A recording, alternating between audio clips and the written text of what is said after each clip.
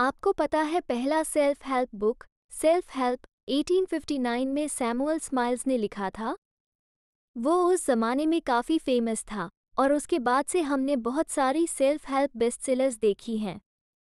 पर यहाँ एक ट्विस्ट है, इतनी सारी नई किताबें और ट्रेंड्स होने के बाद भी सलाह एकदम वैसी ही रह गई है।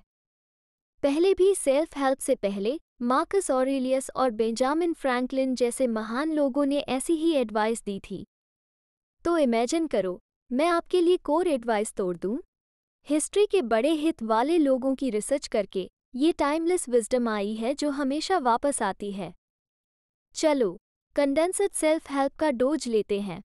शुरुआत एक छोटी सी एक्शन से करो। सोचो, अगर मैं आपको कहूं कि आपकी रोज की आदतें आपके जीवन के बुनावट के टुकड़े हैं। इमेजिनेशन नहीं करना पड़ेगा क्योंकि यह सच है। एरिस्टोटल ने वाइज तरीके से कहा है, हम वही हैं जो हम बार बार करते हैं। हमारी आदतें तय करती हैं कि हम कौन हैं और हम क्या पा सकते हैं। अब यह एक कूल कॉन्सेप्ट है, काइज़न।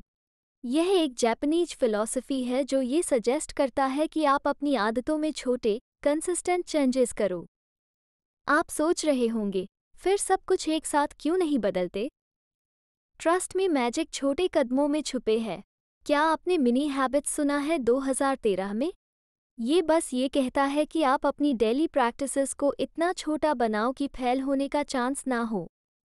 सिर्फ 5 मिनट का एक्सरसाइज रोज कमिट करो और देखो कैसे आपकी इच्छा और भी नेचुरली ग्रो होती है।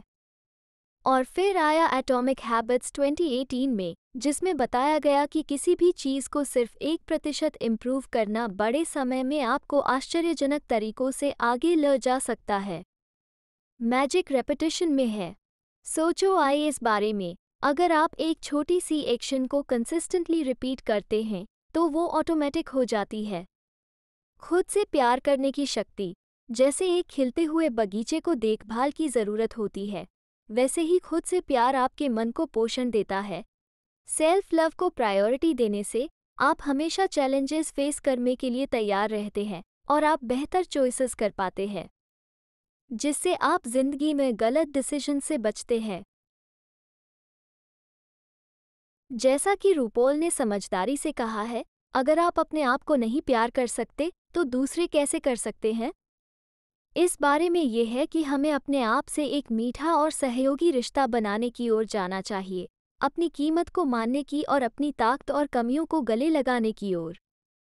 जब हम खुद से प्यार को प्रायोरिटी देते हैं तो हम अपने पर्सनल ग्रोथ, संवेदनशीलता और असली खुशी के लिए एक मजबूत फाउंडेशन बना लेते हैं। परफेक्शनिज्म अक्सर प्रोक्रास्टिनेशन को लेकर आता है। परफेक्शनिज्म और प्रोक्रास्टिनेशन दोस्त के तरह होते हैं। इमेजिन करो, प्रोक्रास्टिनेशन रोकने के लिए किताबें खरीदते हो लेकिन कभी उन्हें पढ़ना नहीं पड़ता। यह एक साइन है। एक किताब, how to be an imperfectionist, इस बात पर रोशनी डालता है कि ये दो प्रॉब्लम्स रिलेटेड हैं। जब हम परफेक्ट रिजल्ट्स मांगते हैं तो हम काम करने में देर करते हैं क्योंकि लगता है कि वो परफेक्ट तरीके से नहीं हो सकता। परफेक्शनिज्म दोस्त नहीं है, ये हमारी गलतियों से खुश नहीं होता और हमें लगता है कि आदतें जल्दी और आसानी से बदल जानी चाहिए। इससे अक्सर बिग गोल्स सेट हो जाते हैं, जैसे न्यू ईयर्स रेजोल्यूशंस, जो कि अक्सर काम नहीं करते हैं। एक कूल जापानीज आइडिया है जिसे वाबी साबी कहते हैं। यह वो है जिसमें चीज़ें परफेक्ट ना हो फिर भी पसंद आए। इससे काम करने के लिए बस चीज़ें शुरू करो, चाहे आप थोड़ा अनसर्टन फील कर रहे हो। कभी कभी डीप वाटर में जंप करने की तरह सीखना का सबसे अच्छा तरीका होता है। शायद आपने fake it till you make it सुना है। ये कहता है कि आप कॉन्फिडेंस दिखाओ, चाहे आप अभी एक्सपर्ट न हो। यह वैसी ही बात है कि आप कह रहे हो कि आप कर सकते हो जब तक आप सच में कर नहीं लेते हो। जीवन में एक ही कांस्टेंट है, वो है चेंज। सोचो जीवन को एक नदी की तरह जिसे कभी भी बहने वाला पानी नहीं रुकता। चेंज उस नदी के ट्विस्ट और टर्न्स की तरह है, ये हमेशा होता है। लेकिन यहाँ दिलचस्प बात है, अगर आप वो ट्विस्ट्स एक्साइटिंग एडवेंचर्स की तरह देखना शुरू कर दो, डरने की जगह, तो आपकी ज़िंदगी काफ़ी दिलचस्प हो सकती है। समझो कि यह नहीं सिर्फ चेंज को हाँ करना है, बल्कि एक प्यारी सी गले लगना है। ये मैसेज बहुत सारी सेल्फ हेल्प बुक्स में एको होता है, जैसे embracing change, turning life's challenges into opportunities by Tony Robbins और the power of positive change by Jake Ducey. अगर आप चेंजेस के लिए तैयार हो सकते हैं और उनमें क्यूरियस भी हो सकते हैं, तो आप वो हीरो हैं जो हर तरह के चैलेंजेस के लिए तैयार हैं। याद रखो, चेंज जैसे मौसम है, वो आ रहा है, चाहे आपको पसंद हो या नहीं। लेकिन यह आप पर है कि आप बारिश में कैसे नचते हैं या धूप में कैसे बसते हैं। तुम्हारी सोच सब कुछ है। तुम्हारी सोच तुम्हारी जिंदगी पर इनक्रेडिबल पावर रखती है। एक book as a man thinketh में, जो कि टोनी रॉबिन्स को बहुत पसंद है, उस ऑथर जेम्स एलन ने समझाया है कि हमारी सोच हमारी रियलिटी को शेप करती है। अगर आपको बुरा लग रहा है, तो शायद इसीलिए हो क्योंकि आप नेगेटिव या डरावने ख्यालात में हैं। और अगर आपको अच्छा लग रहा है, तो ये हो सकता है क्योंकि आप पॉजिटिव, ग्रेटफुल या संतुष्ट ख्यालात में हैं। ये कूल बात है कि आप किसी भी ख्यालात को बदल सकते हैं। आप किसी भी समय अच्छा फील करने का फैसला कर सकते हैं। एक ट्रिक है, कोशिश करो कि किसी भी समय आप अपने लिए बेस्ट ख्यालात रखो। फोकस करो वो चीज़ें जो आप चाहते हैं, उस पर नहीं जो आप नहीं चाहते। उसे अपने दिमाग में विजुअलाइज करो। लॉ ऑफ अट्रैक्शन को ग्रेविटी की तरह सोचो, यह एक असली चीज़ है। आपकी जिंदगी की हर चीज़ अब वो है जो आपने सोचा है। इसलिए अपने ख्यालात पर ध्यान दो और नेगेटिव लोगों से दूर रहो। अगर तुम्हें बेहतर फील करना है और चीज़ें अपनी तरफ लानी है, pay attention to what you are thinking and try to keep those thoughts positive and focused on what you want. अपनी जिंदगी के लिए 100% जिम्मेदारी लो। यहाँ जैक कैनफील्ड का टॉप रूल है सक्सेस के लिए, अपनी जिंदगी के लिए पूरी जिम्मेदारी लो। इसका मतलब है कि आप अपनी जिंदगी के हर काम का जिम्मेदार हैं, चाहे वो आपकी गलतियां हों या आपकी परिस्थितियां हों। किसी और को या अपनी परिस्थितियों को दोष से सफलता और खुशी नहीं मिलती। अपनी जिंदगी को शेप करने के लिए आपको उसमें ड्राइविंग फोर्स होनी चाहिए। अपने पेरेंट्स, एक्स पार्टनर्स या अपॉर्चुनिटीज को दोष नहीं दो। The path your life takes completely in your hands है। No more excuses. Success doesn't demand specific conditions, qualifications, backgrounds, या where you come from. It's all about you. दर्द महसूस करना बिल्कुल ठीक है। दर्द कुछ ऐसा है जो हम सभी महसूस करते हैं, चाहे वो शारीरिक तकलीफ हो या भावनात्मक परेशानी हो। मैंने अनटेथर्ड सोल और लेटिंग गो जैसी किताबों को पढ़कर यह सीखा है कि दर्द को रेजिस्ट करना या अवॉइड करना अक्सर हमारे दुख को और भी बढ़ा सकता है। ये किताबें मुझे समझाया है कि अपने फीलिंग्स को स्वीकार करना और उन्हें पहचानना कितना महत्वपूर्ण है। भावनाएं, चाहे वो ताकतवर हों या नहीं, उनका एक प्राकृतिक रिदम होता है।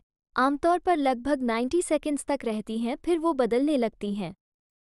मूल रूप से ये बात समझना है कि भावनाएं आती हैं और जाती हैं, और उन्हें उनका काम करने देना हमें राहत की एक एहसास पा सकते हैं और समस्याओं का शांत तरीके से समाधान निकाल सकते हैं। लिखो ये सब कुछ, चाहे आप कौन सी भी सेल्फ हेल्प गाइड फॉलो कर रहे हैं, चीज़ों को लिखना बहुत महत्वपूर्ण है। एक प्लान बनाओ, अपने लक्ष्यों को विजुअलाइज करो और लिस्ट्स बनाओ। डेविड एलन के गेटिंग थिंग्स डन के अनुसार हर टास्क या आइडिया को लिखो, फिर उसे तुरंत करो, अगर यह 5 मिनट से कम ले। इसके अलावा फ्री फॉर्म राइटिंग को भी ट्राई करो, जैसे कि जूलिया कैमरन की मॉर्निंग पेजेस। जैसे ही आप उठकर हाथ से 3 पेजेस लिखो, तो अचानक से इंसाइट्स आने लगते हैं तीसरे पेज पर। और ग्रैटिट्यूड जर्नल का विचार करो। हर दिन वो चीज़ों की लिस्ट बनाओ जो तुम शुक्रिया करते हो। ये तुम्हारे दिमाग को रिवायरिंग कर सकता है और सिर्फ कुछ हफ्ते में तुम्हारा मेंटल स्वास्थ्य सुधार सकता है। अपने शरीर और मन का ध्यान रखो। जैसे कि इंसान, हमें अपने शरीर और मन का ध्यान रखना चाहिए। यह वो टीम है जो मेंटेनेंस की ज़रूरत है। याद रखो युवनाल के बुद्धिमत्ता से भरपूर शब्दों को, मेंस साना इन कॉर्पोरे सानो, एक स्वस्थ मन एक स्वस्थ शरीर में। संतुलित रहने के लिए मात्रा से और अच्छी तरह से खाओ। अपनी उम्र और जेनेटिक्स के हिसाब से 6 से 10 घंटे की नींद लो, और अपनी प्राकृतिक नींद के पैटर्न का सम्मान करो। व्यायाम महत्वपूर्ण है। यह एक जादुई उपाय है जो संवेदनशीलता बनाता है, दर्द को कम करता है, डिप्रेशन को आसान करता है और कॉर्टिसोल जैसे स्ट्रेस हार्मोन्स को कम करता है। ध्यान और माइंडफुलनेस भी कॉर्टिसोल को कंट्रोल करने में मदद करते हैं, जो साइंस और अनेक सेल्फ हेल्प किताबों के द्वारा समर्थन की गई है। लिन युतांग की 1937 की किताब द इम्पोर्टेंस ऑफ लिविंग को भी गौर से सोचो। व्यर्थ का समय भी अपनाना ज्ञान है, जैसे कि युतांग सुझाव देते हैं। हाँ, लक्ष्य और उद्देश्य के लिए लक्ष्य रखना सही है, लक्ष्य को विजुअलाइज करने, लेकिन खुशियों के लिए भी समय निकालो, आदर्श तौर पर कॉर्टिसोल बढ़ाने वाले स्क्रीन्स के बिना। इस संतुलन का पुनर्जीवन करना और दुनिया को वापस देना के लिए महत्वपूर्ण है। युतांग ये भी कहते हैं कि हंसी भी महत्वपूर्ण है। रियलिटी जोड़ ड्रीम्स जोड़ ह्यूमर इक्वल्स विजडम। अंत में सेल्फ इम्प्रूवमेंट का सफ़र पुराने ज्ञान को मॉडर्न इंसाइट्स के साथ मिलाकर बनता है, जो पुराने और वर्तमान को एक बेहतर भविष्य बनाने के लिए मिलते हैं। ऐसे ही वीडियो के लिए सब्सक्राइब करें, कमेंट करें। हमें बताएं कमेंट बॉक्स में कि आप इस वीडियो से क्या सीखें। हमें इंतज़ार रहेगा आपके फीडबैक और कमेंट का। तो चलिए कल से बेहतर बने।